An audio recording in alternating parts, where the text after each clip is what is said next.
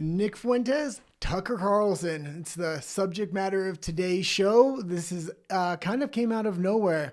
Nick Fuentes was on Candace Owens' show. Then Candace Owens was on Tucker's show. Tucker brought Nick Fuentes up out of nowhere. And then Nick Fuentes responded on his own show, bringing out a lot of documentation and past transgressions of Tucker Carlson.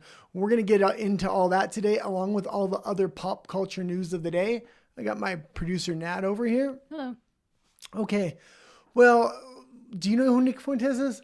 Unfortunately, yes. Yeah, a lot of people might not know who this guy is. He was the original person that was banned off the internet for his speech. I would say he has extreme far-right views, anti-Zionist, white nationalism, things of this nature.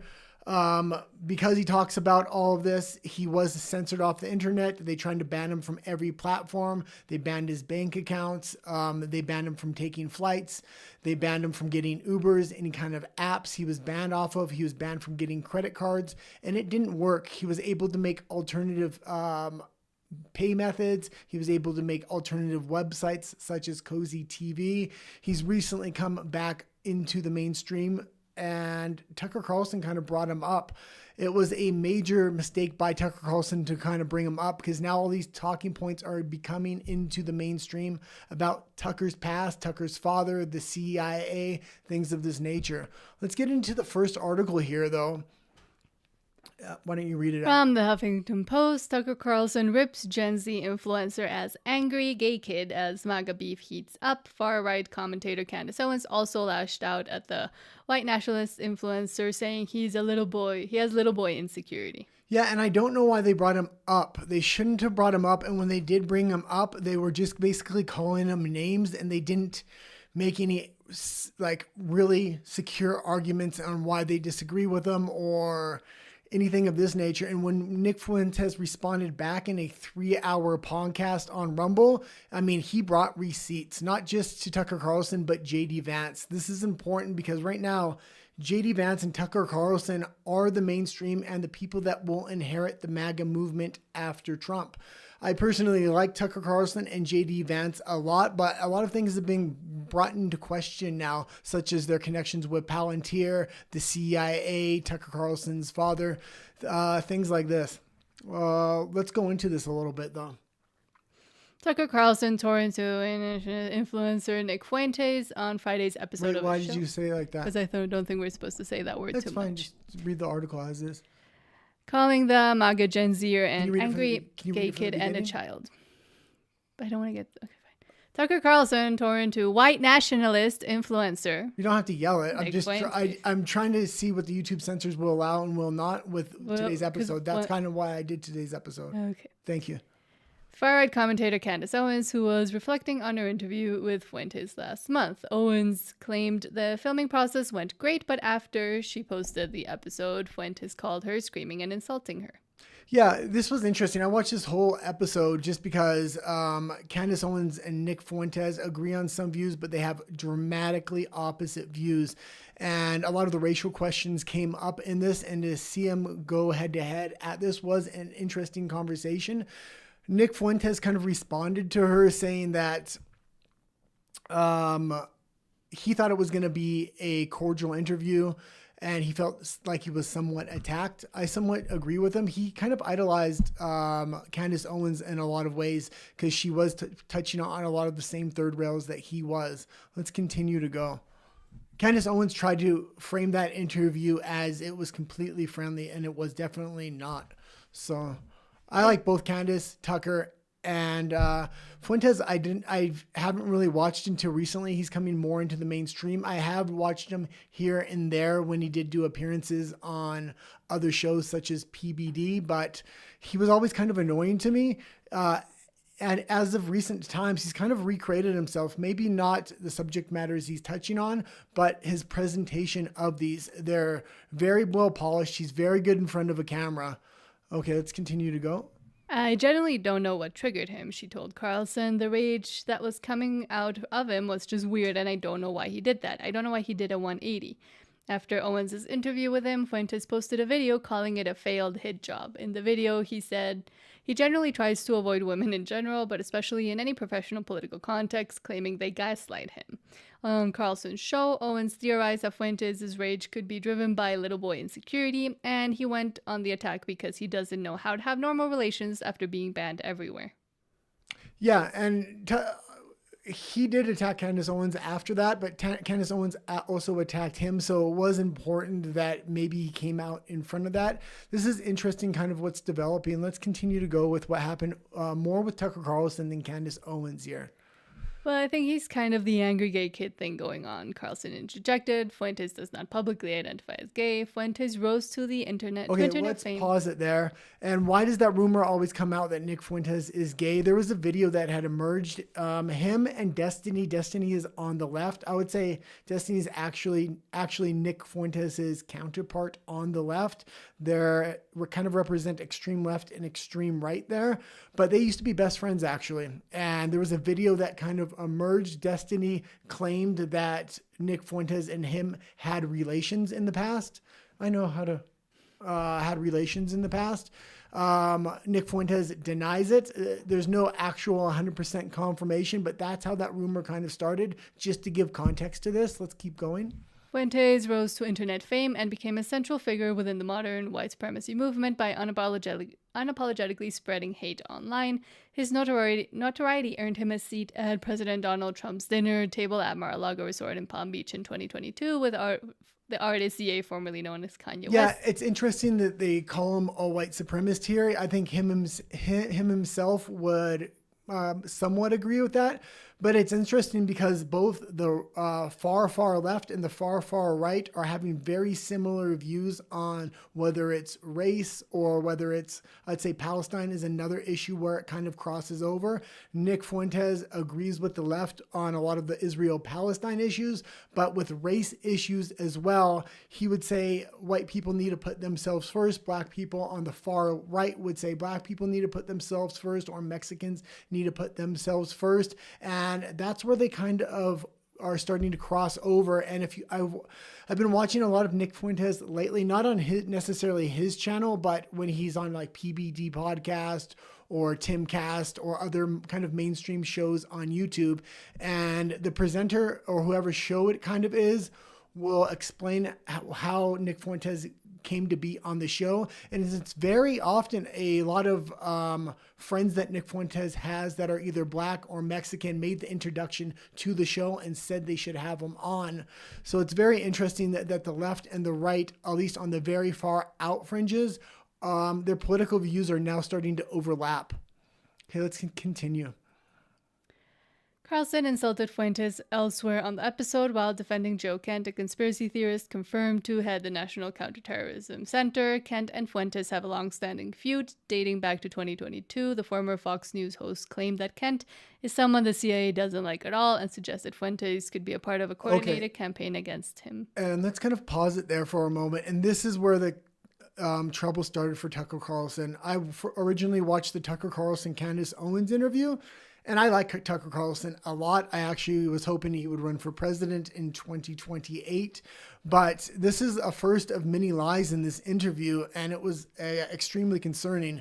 He's trying to put Joe Kent as somebody that's extremely anti-CIA, extremely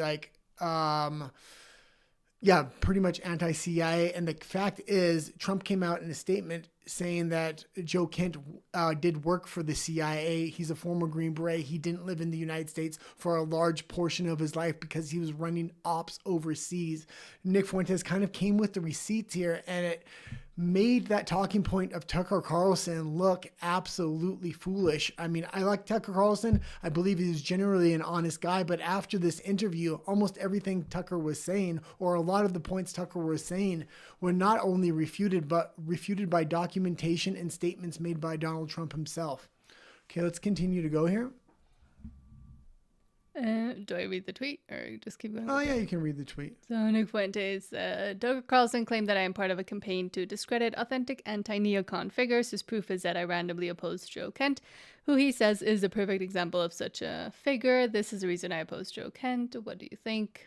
Okay, Tucker Carlson's big complaint about Nick Fuentes, other than him being a gay kid in the basement, is that He's hurting the anti-neocon movement, like the anti-war movement, things of this nature. Tucker Carlson will typically take on the neocons. That's kind of his position and the framework he works from.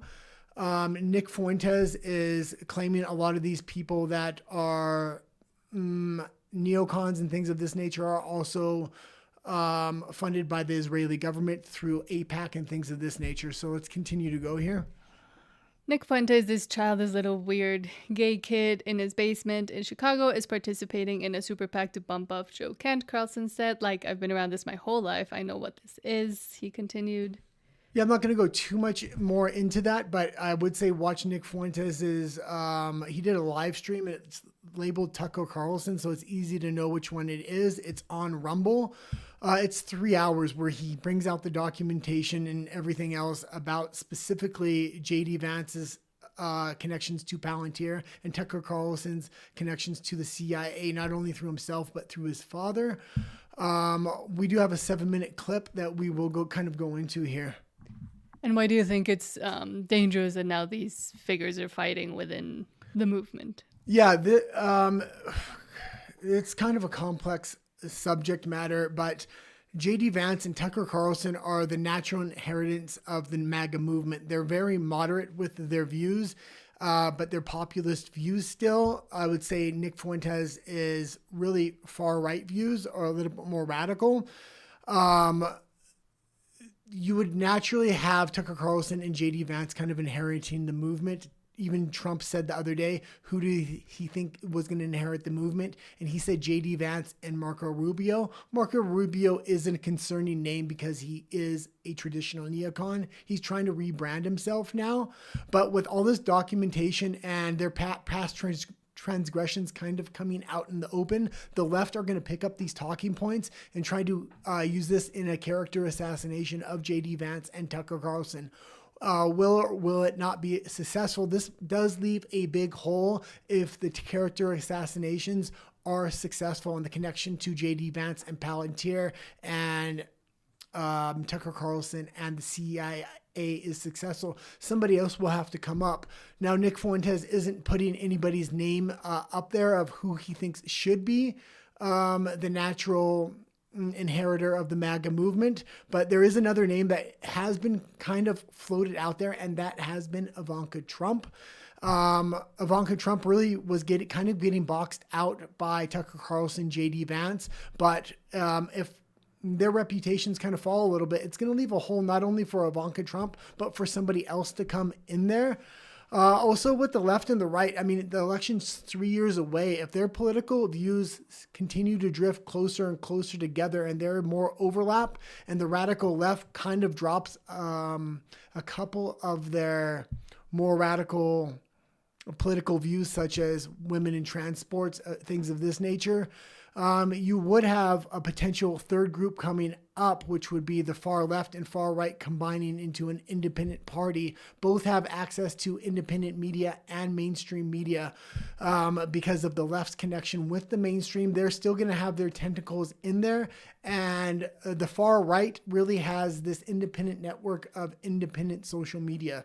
So it's going to be interesting what happens here. And this is going to have a huge impact because Nick Fuentes is really the, I'd say, the end point for the beginning point for the left to bring their talking points into the right, and not necessarily bring the far right over to the left, but just have them not vote in the midterms or the next election. That's kind of their goal. Okay, let's go into this clip a little bit, I guess. Accused of being the CIA That's by really Peter. loud. Okay, that's going to be really low. Thiel's best Can you turn that up? boys? Up? Yes, I had it down. There? Natalia, please put it a little bit lower than I had it. Lower, lower. Okay, that's good, good enough. By Tucker That's extreme Carlson enough. with his daddy. Can you give me the thing, please? Do you want me to change it here? No, I want you to give me the remote. Thank you. I had it. That's where I put it. No. Tucker Carlson's. And you know what? Here's the other thing. Tucker Carlson said I'm a weird gay kid in the basement. Yeah, and I'm from Chicago. You're right. Well, okay, you're not right about all of that. But I wasn't born with a silver spoon in my mouth. Tucker Carlson says, I have so many trust funds, I never have to work. Tucker went to a...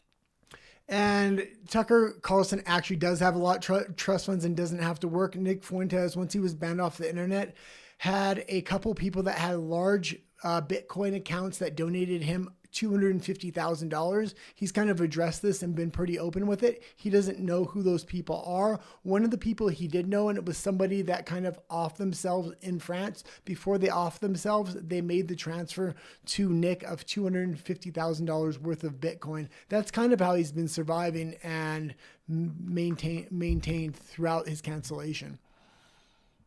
A $45,000 per year private high school, then a $45,000 per year selective Ivy League school in New England. Tucker Carlson's daddy was a Reagan appointee.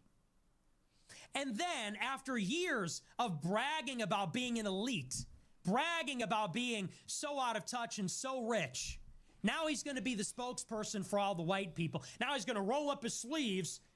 I just like to hunt and fish in my log cabin. I care about Klarna and credit card debt. But then when it comes to me, I'm one of the real disaffected white people. You want to talk about me and them? I am them. He says Nick Fuentes is leading all of the disaffected young white men. I am a disaffected white. And although I don't agree with all of Nick Fuentes' views, I will say if they want to win re-election, they do need to talk to this group of people. It is getting larger and larger, and that was part of the reason they were able to win the last election. They didn't disavow these people. What's going on with Tucker Carlson, it's going to be interesting kind of how this plays out. Let's keep going. Young white man.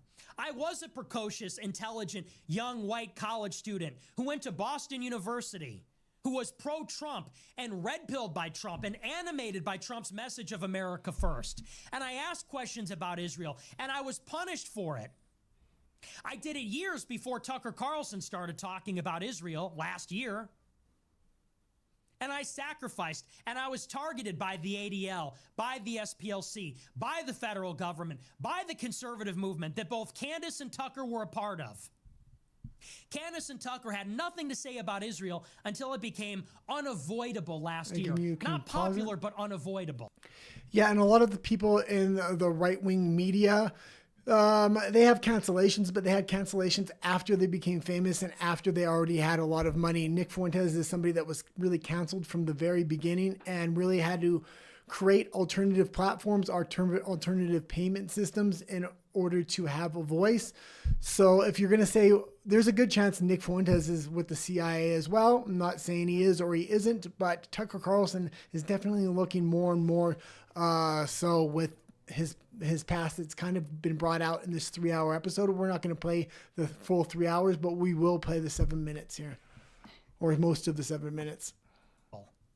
And now they want to gatekeep me out and do this personality attack and say I'm a bitter loser in my basement from Chicago. I'm a kid from Chicago. And they slipped up there because they forgot for 1 second that they're pretending to be the spokesperson for exactly that kind of person. Tucker's mask slipped, and he forgot for a minute that for 8 years he's been pretending to care about the plight of weird kids in their parents' basement who are broke and didn't go to an Ivy League school, living in cities that don't matter. Yeah, and it was very strange when Tucker did come out against Nick with these slurs, calling him a weird gay kid in his basement, when those are exactly the kind of people he's been trying to talk to for the 7 years. So that is a very good talking point. Like Chicago, not like Washington, D.C. or LA or New York. And that's why he had such disdain and contempt for me in that moment. Between the personality attacks, he's lonely, he's weird, he lives in a basement. I'm sorry, did you guys forget that that's your target audience that you're trying to pander to?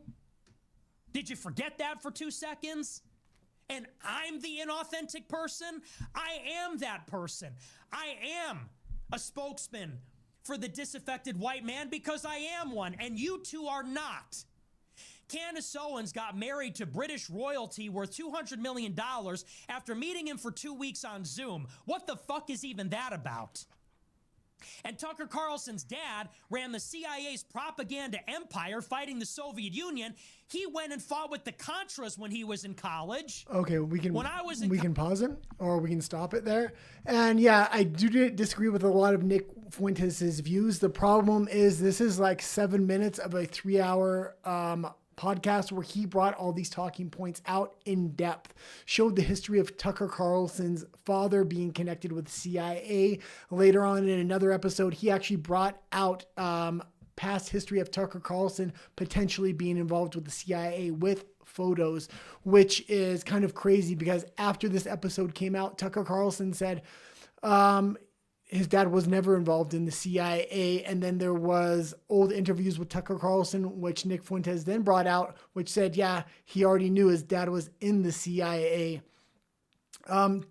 Tucker Carlson, when he addressed Nick Fuentes, it was just lie after lie after lie after lie. And Tucker Carlson is somebody I really like, that I see as transparent and honest. But when he talked about this subject, it was just so many lies about himself, his family history, his connections with not only the CIA, but other organizations, that it was very, very concerning. And I have watched Tucker Carlson for a long time. I began to like Tucker Carlson kind of after he took off the bow tie, went over to Fox News and became more of a populist. His views really, really shifted and changed at one point in his career. I always thought those were authentic changes. Now seeing a lot of the past history come out of Tucker Carlson, I'm kind of questioning it. I'm also questioning JD Vance's connections with Palantir. They are deep and they are very, very broad. And Nick Fuentes has brought all this stuff out. Although I do disagree with Nick Fuentes on a lot of things. The fact that he brought out facts on these characters and their past, I can't ignore them at this point. So I'm definitely going to be keeping an eye on this. The internet's starting to really blow up and look at Tucker Carlson, his family and his past, as well as JD Vance and his past with Palantir. Okay. And Rafa says, hey, good morning. Good morning, Rafa. And he says, I've always thought Nick Fuentes is crazy. So have I. I've thought he's either a plant, he's annoying, and the worst mistake they did was ban him because that gave him the platform and the opportunity and the supporters. If they would have just let him continue to espouse his ridiculous ways of thinking, then the freedom of speech and the, collective ideas would have rose up. But because they banned him and they made him into this martyr figure. But he's not banned anymore, so how do you explain? No, but back then, that's how he gained most of his. My question to you is, why is he unbanned now? Because I have a theory. They're using him. Okay. Or they've either always been using him, in my opinion, or they're using him now. Yeah, I kind of have a theory because he's allowed back on YouTube somehow. He's all over YouTube. Rumble, he's on all the mainstream platforms now. And it's interesting. I think they banned him for so long, and he was really an entry point for a lot of talking points off of YouTube. And then other content creators would very often take those talking points. That being said, they don't want him to become more of a problem. So I think they're bringing him back onto mainstream and unbanning his speech in order to kind of character assassinate him now and kind of get rid of him, because Tucker Carlson had no reason to bring him up, and neither did Candace Owens. And they both kind of brought him up in the conversation out of nowhere. And they're trying to bring this character assassination of him because they want to get rid of him. They can't get rid of him by banning him, so they want to bring him in the mainstream and maybe discredit his talking points. The problem is it backfired in a big way. They should have just never brought him up. They should have just left him kind of where he was at, and he would have had a voice to a certain group of people, but it wouldn't have gone beyond that. His voice is now growing because he's back in the mainstream, but not only back in the mainstream, but because of Tucker Carlson and Candace Owens directly bringing him up and trying to discredit him. Okay. It's going to be interesting going into the midterms and 2028, what kind of happens. JD Vance and Tucker Carlson were the natural front runners for that. I see a lane for Ivanka Trump to kind of come up now, but we'll kind of see what happens. Let's go into the next article. Speaking of Trump, from Variety, Trump to lead federal task force for 2028 Los Angeles Olympic Games. Okay, and yeah, and this is going to be interesting because what's in 2028, and that was what we were just kind of talking about with Fuentes and Tucker Carlson, but the election is in 2028. And this is guaranteeing that cultural issues such as trans and women's sports, specifically trans and women's sports, is going to be an issue in 2028.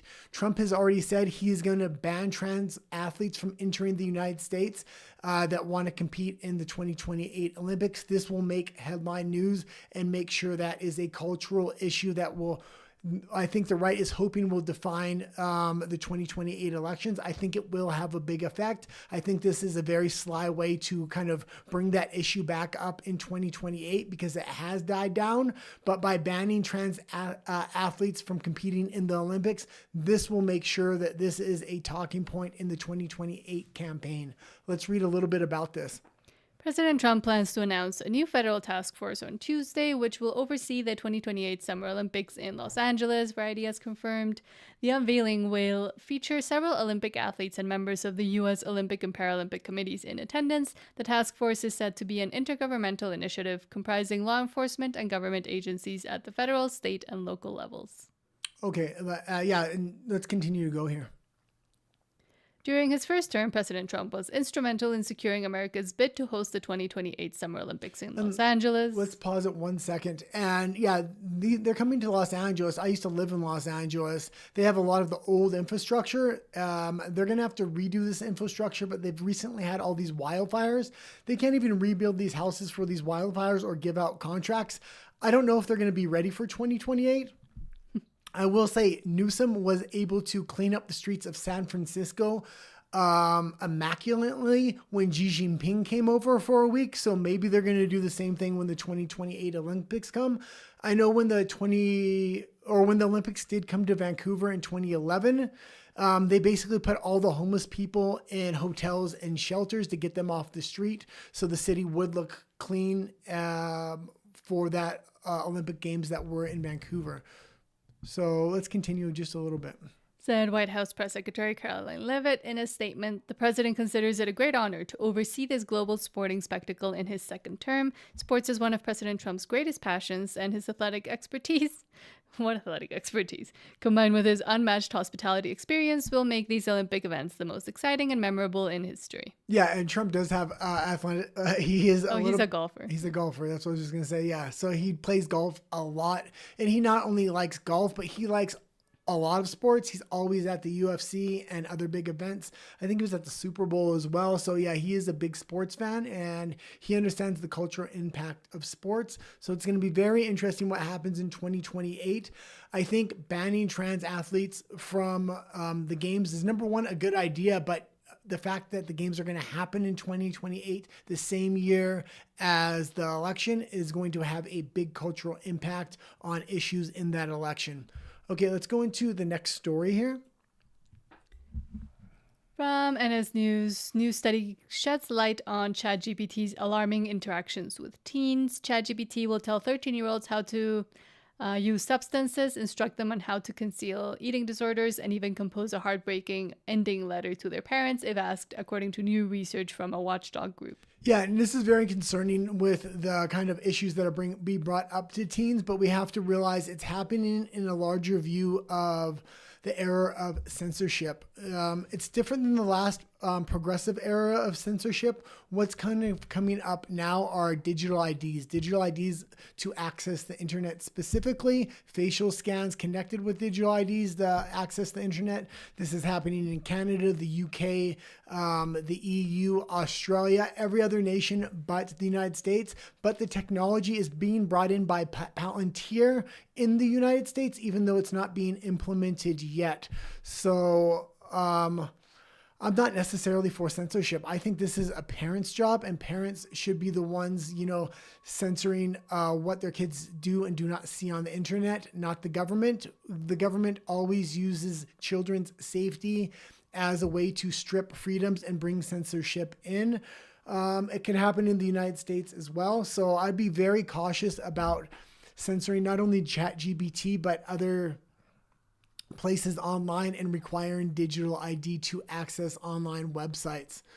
I'm really not for it. I think it's the parents' job, not the government's job. Okay, let's continue to go into we can read a little bit more here.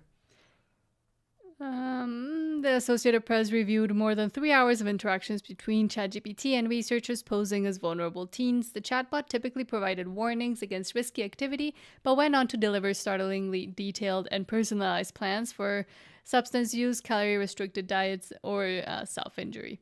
The researchers at the Center for Countering Digital Hate also repeated their inquiries at a large scale, classifying more than half of ChatGPT's 1,200 responses as dangerous. We wanted to test the guardrails, said Imran Ahmed, the group CEO. The visceral initial response is, oh my lord, there are no guardrails. The rails are completely ineffective.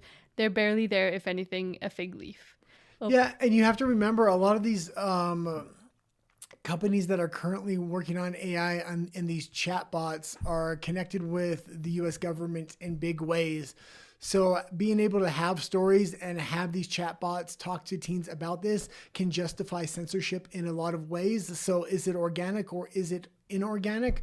I don't know, but I do know that immigration into a lot of these countries seem to be really intentional. And you'd say, why is it intentional with so many negative consequences kind of happening in the UK, in Europe, and things of this nature? Because European governments and the UK government are now saying, we're going to solve this issue by bringing digital ID so we can identify everybody and these criminals. They created a problem in order to create a solution, and that solution would strip freedoms from their citizens. And Rafa asks an interesting question. Is limiting what a computer says considered censorship? That's the interesting thing. Because who makes the computer? Who writes the code? Where does the bias lie? Whose responsibility is it? Etc. Yeah, and also can you have the computer say certain things so you can justify censorship and digital ID and other things within the digital realm to kind of not only censor websites but censor artificial intelligence, but they need justification to bring a digital ID in to access different online platforms as well. But also with social media, Facebook, there's that whole publisher or not publisher debate. Whose responsibility is it for what the users themselves say or the users themselves search for if it's within ChatGPT? I mean, I would say educating children and steering them away, teaching them how to use it, but steering them away from actually relying on it like they have for so long, and teaching them the dangers of relying so much on stuff like AI. Yeah, and having computers having critical thinking ability. So even if a chatbot's telling somebody that has critical thinking can get rid of the bad knowledge and bring in the good knowledge. It's the same way with people speaking on different platforms that you don't like. I mean, we were talking about Nick Fuentes earlier, and he is a extreme far right. A lot of people don't agree with him. I do defend his right to speak in this space. I do agree with Hassan Piker's right to speak in the space. Hassan Piker will be somebody that's extreme far left, kind of like Nick Fuentes on the right, but the left. If you defend the extremes, it's really hard to moderate the middle. You want really far guardrails on what's acceptable speech online. And when it comes to chatbots, I would defend their rights to say what they want to kind of say. But then are they saying it, or is it the technology? Because they're not thinking it. It's a computer. So is it the responsibility of the owners of whatever system? Yeah, but then at that point, you're justifying censorship. And I think it's more important to educate on critical thinking ability to the youth and to the general public. It's being framed in such a way by governments that we have to protect the general public. We have to protect these kids. They don't have the ability to critical think. Well, if your population doesn't have the ability to critical think, well, maybe these are tools that we need to give to the general public. Okay, let's go into the next. Speaking of tools and critical thinking, which has left universities, from the AP, college applications rise outside U.S. as Trump cracks down on international students. Yeah, and I don't kind of mind this at all. Trump's slogan is "Make America Great Again," and in making America great again, he would make American citizens great again. So having a lot less international students that are going to maybe come for an education and then leave after makes less students in the classroom. So you're going to have less students per teacher, which you'll have a higher level of education perhaps. Yeah, I don't necessarily see this as a problem. I see this as a benefit for U.S. citizens. Now, college institutions will be kind of angry that they have less people in the classroom because maybe that's less money. But overall, I would say this is a good thing. It's actually a lot less money for universities because international students pay an international student fee, plus they pay outside state college tuition with added add-ons. So it is a lot of money for universities. And the main thing, a lot of people are panicking and saying, "Oh, it's not fair." But it has been discovered that a lot of people, especially from China, posing as students, were actually going into these institutions and getting a lot of the research material out, and were transferring it to the CCP and or other governments. And they have been arrested and deported for doing that. But the fact that there were so many moles, and lately it's been coming up, it might also be because of that. Yeah, and also you have to remember that he's trying to reform the complete educational institution, teachers unions. There's a lot of defunding going into these institutions right now. So downsizing of institutions may not be a bad thing. Well, they figure out how to reconfigure and regrow education and colleges and what you want to teach, because I think the old model of what they're teaching in university is kind of becoming outdated. So while you're retooling everything, it may be best to have institutions downsize at this point. Well, we can read a little bit. So in China, wait times for U.S. visa interviews are so long that some students have given up. Universities in Hong Kong are fielding transfer inquiries from foreign students in the U.S., and international applications for British undergraduate programs have surged. President Donald Trump's administration has been pressuring U.S. colleges to reduce their dependence on international enrollment while adding new layers of scrutiny for foreign students as part of its crackdown on immigration. The U.S. government has sought to deport foreign students for participating in pro-Palestinian activism. In the spring, it abruptly revoked the legal status of thousands of international students, including some whose only brush with law enforcement was a traffic ticket. After reversing course, the government paused new appointments for student visas while rolling out a process for screening applicants' social media accounts. Yeah, and I mean, to me right now, the U.S. looks like it's getting ready for war in every way, shape, or form. Whether they are just getting ready for war or they're actually going to go to war is another question. Do I think Trump will engage in a massive major war? No, but he's only got 3 more years left. And I think whoever's after him very well might. I mean, if it is J.D. Vance with his extreme ties to Palantir at this point, which are very concerning, Palantir would love a war. Palantir is becoming the new Halliburton. They're becoming the new military-industrial complex. So, yeah, it just seems like the United States is preparing for war in every way, shape, or form, bringing back a lot of manufacturing, especially when it comes to steel, aluminum, and other metals. Let's go into the next article. And Rafa says, that question about the censorship made me remember a video from Really Graceful in which she mentioned that we shouldn't grant human rights to entities and companies. A distinction must be made. Yeah, I mean, it's going to be interesting on the boundaries that they do and don't put here, so... And then you get into the whole, like you could problematize it all the way up to the philosophy of what are human rights, where do they come from, and who grants them. Yeah, and I don't think corporations should be have the same rights as individuals. It needs to be different, and there needs to be more severe consequences brought in on corporations. Because I was watching something about oil rigs yesterday, and they're building all these oil rigs in the Gulf of Texas, just off of shore in Texas, and they build them, and there's a lot of oil coming out of these rigs, and when it gets less, they sell it to the major oil producer sells it to a mid-tier.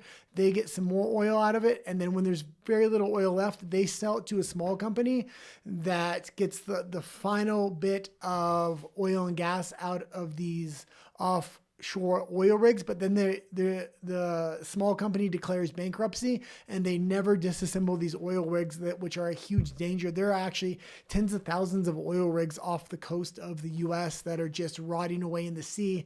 And it's not necessarily that they're rotting away in the sea that is the dangerous part. It's the pipes that go down into the earth as they erode can create major gas line leaks and oil leaks into the ocean. Okay, let's continue to go into... But yes, I think if that conversation continues and people start saying, oh, but like ChatGPT, it has some sort of ability to think, so maybe blah, blah, blah. I think that's what would be the most kind of dangerous and pushing us further into trying to live in metaverses and like censoring and applying real world law into the internet. It just gives it a little bit too much, makes it a little bit too real. Okay, let's go into Diddy. From Deadline, Diddy denied no release for Sean Combs as judge rules against bail, emphasizes risk of flight and danger.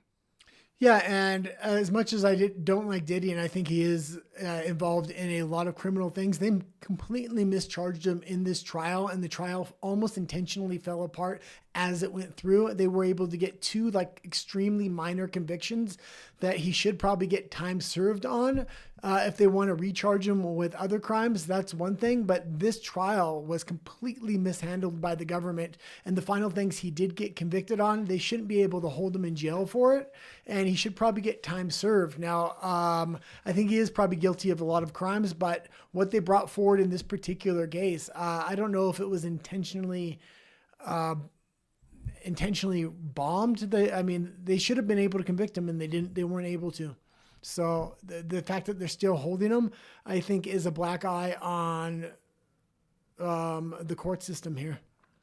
With less than 60 days to go before Sean Combs is sentenced, the All About Benjamin's performer has once again come up short on his desire to get out on a $50 million bond, a federal judge ruled this afternoon. As for risk of flight or danger, Combs failed to meet his burden by clearing convincing evidence for the reasons set forth on the record on July 2nd, 2025 hearing. And they're trying to say he's a flight risk.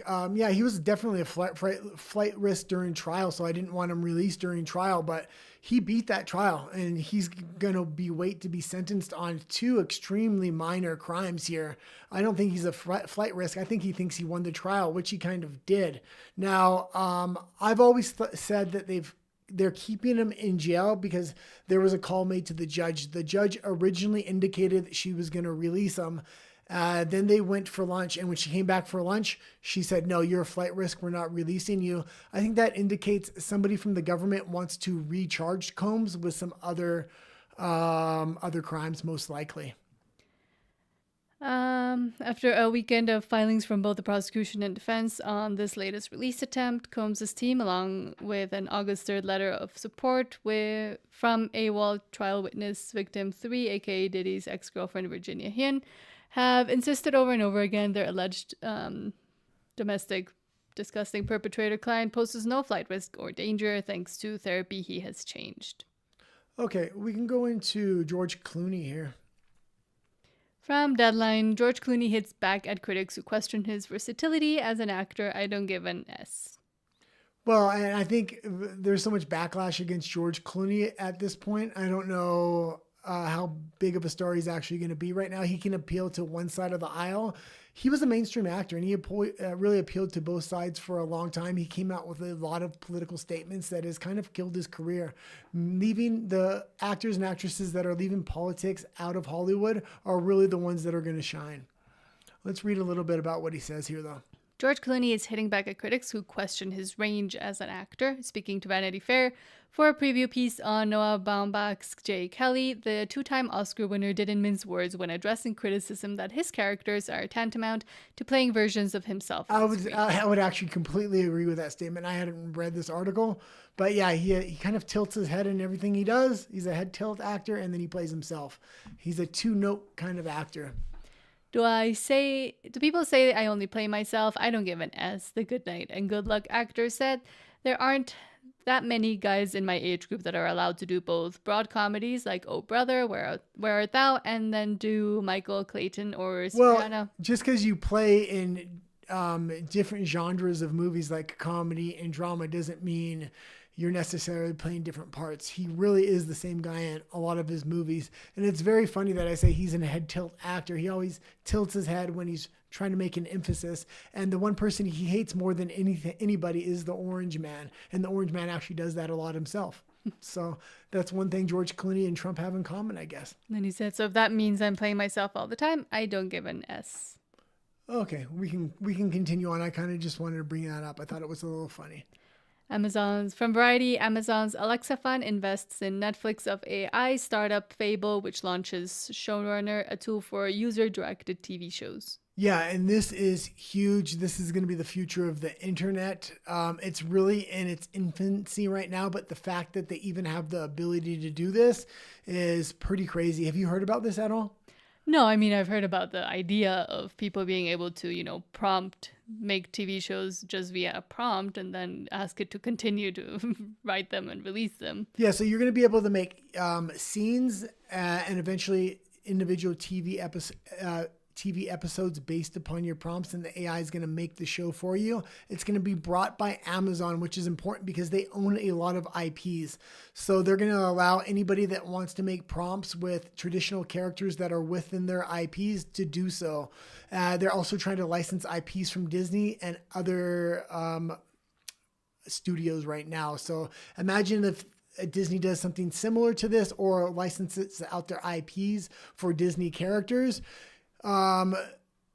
This could be concerning for Hollywood in a lot of ways. What do you see the outcome of this kind of being? Well, I don't think, for example, Disney or children's, especially TV shows, would be willing to license because of the adult nature of some of the prompts that people will try to make. And it becomes a little hard to be, chasing around what people are asking the characters to do. Okay, but Amazon already is already going to put their IPs out there. So yes, but a lot of Amazon stuff is not child focused. So they have Lord, and I don't know how many. They have Lord of the Rings. That's not for children. Yeah, but I mean, what I'm saying is they do have children's IPs. They already have major IPs. They're going to allow you to do this. So let's not pretend like, no, but what I'm saying is aren't going to allow you to do it. They are going to. No, but what I'm saying is Disney is probably going to be a lot more cautious with this, as well as other production houses that do mostly children's content, because it can get very iffy very quickly. But I'm not asking about Disney or the other companies. What I'm asking is this particular technology, it is going to have access to IPs. Not talking about Disney here. I'm talking about the future of this technology. What do you think? A lot of people will protest, especially the ones that work in the industry, especially animators, because as of now, at least, it's easier to do, animation rather than real life characters. You can still tell it's AI mostly if you squint really hard. So I don't know. I mean, it's going to anger a lot of the people that work on those shows. Well, I think you had a lot of DEI hires and people that weren't talented, and those people are at risk for losing their jobs. But really talented animators are going to be able to work with the AI and then refine it when it comes back and put original animations in there to kind of correct it. And the real creative talent will be able to make entire animated shows by themselves rather than having a full team. Also, the big concern here, I think, with Hollywood studios is conservatism. The mainstream is able to push a liberal agenda or a progressive agenda into a ton of these shows. If the general public has access to the IP and they're going to be making a lot of these shows or a lot of the scripts for a lot of these shows, you're going to see a lot more non-progressive ideology put into this. And a lot of this more conservative content may become very, very popular. And I also think they're trying to be very smart about it it's being done by like a major studio now, which would be Amazon. And so they can try to at least control the fact that people are going to do this anyways, but now they're going to be doing it on their platform through their little investment thing. Well, so at least they continue to have a little bit of control in their minds. Other things like this are going to pop up that it will be independent, but I think the one that will quote unquote work the best, at least at the beginning, will be controlled by a major entity. Well, and there's been so much bad script writing over the past decade. Hollywood has just really lost the plot. Whoever has the ability to the best creatives will succeed. When you log in to do this and you pay for this service to use these IPs to make your own TV shows, I'm sure there's going to be a waiver where they're going to own all the ideas and all the content of all the script writing these people are actually doing. And then these AI shows that are successful, the studio will just take that script and expand on it. And they're going to have the right to do so because they're going to have everybody sign a waiver. So it's going to be interesting. Okay, let's go. To read into it to see. Yeah, read a little bit into this one. This one was actually probably one of the more interesting articles today. Edward Satchi isn't totally sure people will flock to Showrunner, the new AI-generated TV show service his company is launching publicly this week. But he has a vote of confidence from Amazon, whose Alexa Fund venture capital investment arm has invested in Fable, Satchi's San Francisco-based startup. The amount of Amazon's Alexa Fund investment in Fable isn't being disclosed. The money is going toward building out Showrunner, which Fable has hyped as the Netflix of AI, a service that lets you type in a few words to create scenes or entire episodes of a TV show either from scratch or based on an existing story world someone else has created. Yeah, this is going to be really, really interesting because some of this is already being done in like 1 and 2 minute segments online. This would bring it to a whole nother level. People are really craving original scripts. And if these studios don't have the creative capacity to do it, they're going to outsource that to their own audience. Their own audience is going to make the content for their studios, which is going to be interesting. It's a new and interesting model. I don't necessarily like AI, but when you are going to go into AI, giving the audience access to the IPs, it's pretty genius. I think for now they're just creating their own IPs, but maybe if more studios come and merge with it, they'll be able to use existing IPs as well. I think other studios are more likely to not license out their IPs, but make their own AI platform like Fable. Or integrate that into Disney Plus or something like that. Yeah, like create your own story kind of thing. They used to do that in the 90s for a while. Next.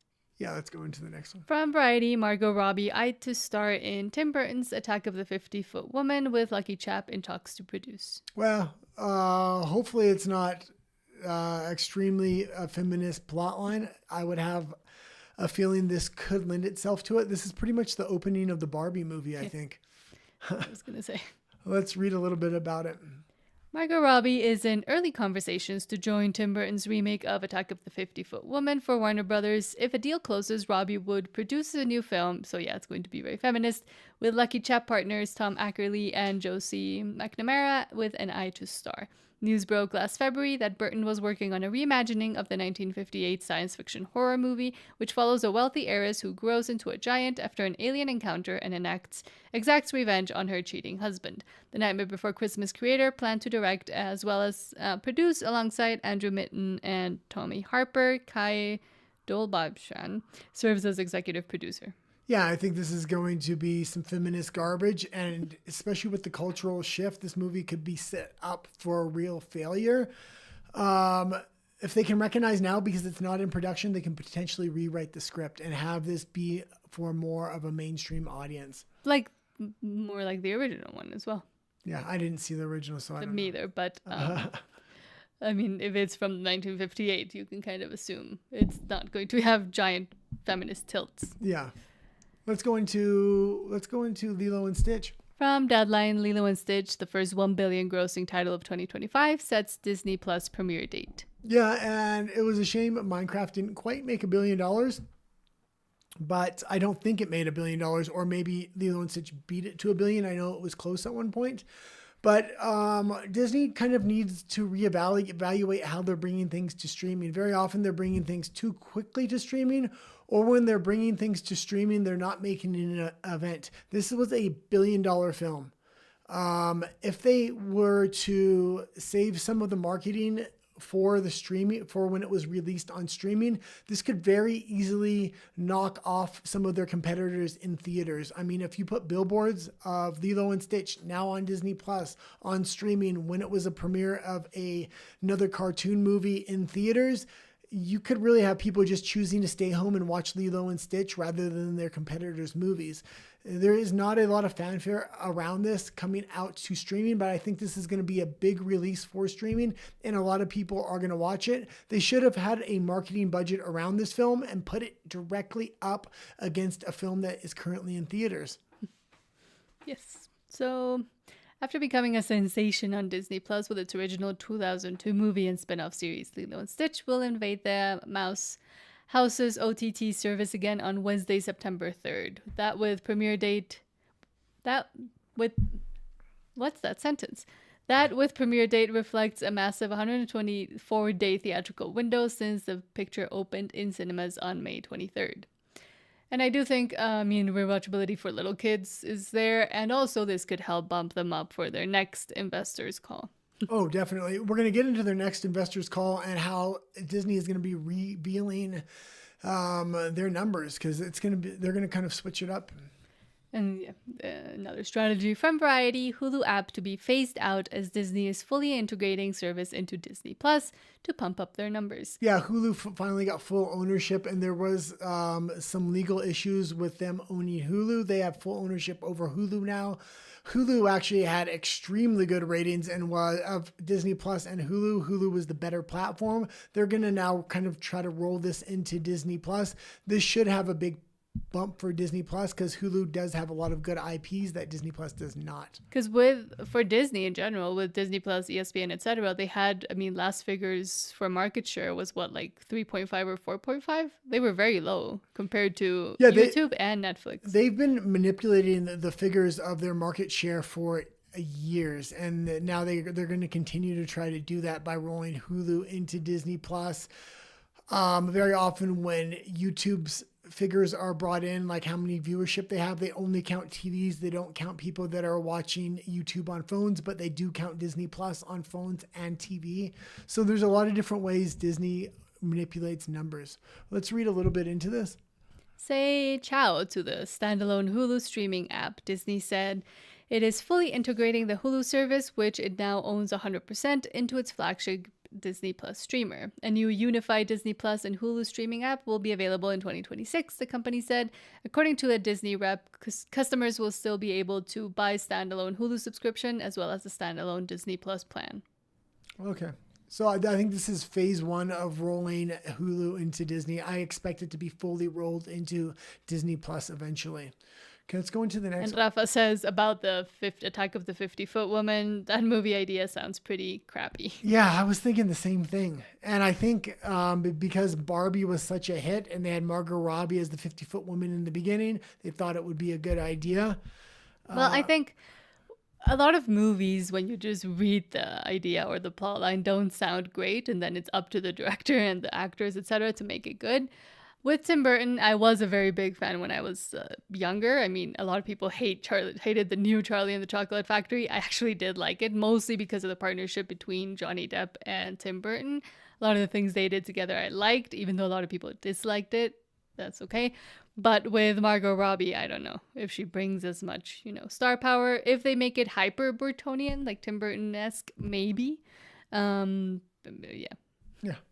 Okay, let's go into, I think the next thing is Disney as well. From Deadline, Disney to stop providing quarterly streaming subscriber data following Netflix. Yeah, so this is huge. They're having trouble manipulating the numbers. And since Netflix isn't showing their quarterly earnings, this is huge for Disney. Disney is starting to fall off a cliff. Although they're starting to roll Hulu into Disney, they may be able to manipulate the numbers there. They don't want to have to do it on a quarterly basis. Also, ESPN is going after a lot of live sports properties. So overall, that could help Disney's numbers as well. But let's read a little bit into it. Disney said it plans to stop reporting subscribers' numbers with its quarterly reports, calling the numbers less meaningful to evaluating its business following Netflix's move to do the same. Well, no, it's extremely meaningful, and they've been manipulating the quarterly report for a long time now. They typically sell Disney Plus for $1.99 with Hulu, so you get Hulu and Disney Plus for $1.99 a month just before their quarterly earnings calls, because they want to manipulate the numbers. So they want to have more subscriber base, but really they're basically giving the service away for free just to have subscribers, so they can say to their investors, oh, look at our subscriber base.